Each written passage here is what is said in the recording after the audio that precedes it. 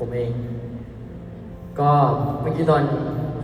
ร้องเพลงยังรักอยู่ไหมแล้วก็เห็นป้าย731 วัน ก็คือ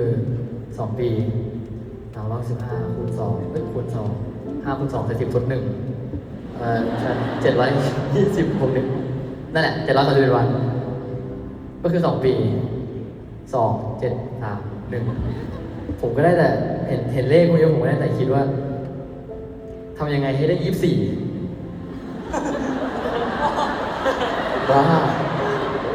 ผมล้อเล่นไม่ก็จริงก็อยากจะบอกว่า 2 ปีมันก็เร็วมาก แล้วก็อยากจะบอกBSเหมือนกันว่า ไม่ว่าตัวเลขเนี่ยมันจะเพิ่มขึ้นเปลี่ยนไปเป็นกี่ปีก็แล้วแต่อยากบอกเหมือนกันว่าบัสก็จะรักBSอยู่เสมอเหมือนกัน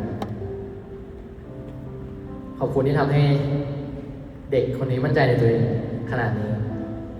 ไม่รู้ว่าถ้าเกิดไม่ได้มีBSมาดูบนเวที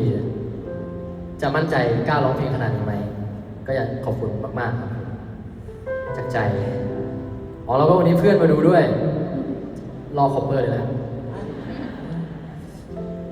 อยากจะถามเพื่อนว่ากูส่งงานยังวะครับผมครับฉีก